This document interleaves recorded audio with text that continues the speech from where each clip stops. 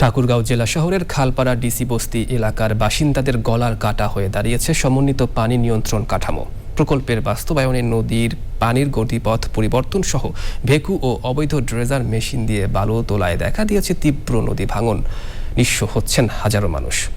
ATM শামসুজ্জোহার তথ্য, ভিডিওচিত্র আফরোজা হাসির report. কেউ গিয়েছিলেন জীবিকার তাগিদে, কেউ বা হাসপাতালে।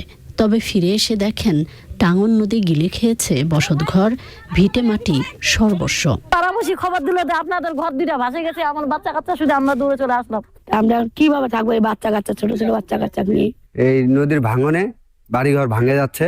অভিযোগ, টাঙ্গন নদীর উপর জেলা শহর সংযোগ ও পানি ব্যবস্থাপনায় বাস্তবায়নাধীন সমন্বিত পানি নিয়ন্ত্রণ কাঠামো প্রকল্পের কাজ শুরুর পর থেকেই আগ্রাসী টাঙ্গন নদী।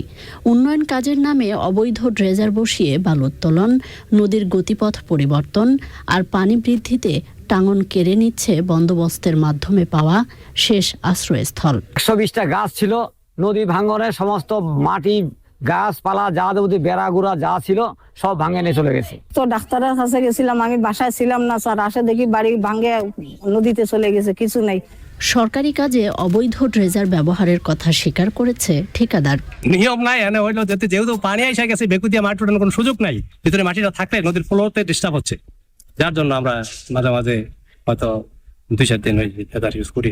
তবে খাস জমিতে বসবাসের কারণেই এমন পরিস্থিতি বলে দাবি কর্তৃপক্ষের। তাৎক্ষণিক ভাঙন রোধে যে ব্যবস্থা গ্রহণ করা, সেটার জন্য কিন্তু আমরা ইতিমধ্যে ব্যবস্থা গ্রহণ করেছি। তাদের যে অবস্থানটা সেটা কিন্তু সরকারি খাস জমি। আমরা সরজমিনে পরিদর্শন করেছি। ইতিমধ্যে ভাঙনের কারণে কিছু বাড়ি ভেঙে গিয়েছে, তাদের জন্য আমরা জেলা প্রশাসনের পক্ষ থেকে কিছু ব্যবস্থা করেছি। 2023 সালের মার্চ মাসে কার্যাদেশ পেলেও বিভিন্ন অজুহাতে 2 বছর পর 2025 সালে প্রকল্পটির নির্মাণ কাজ শুরু করে ঠিকাদারি প্রতিষ্ঠান।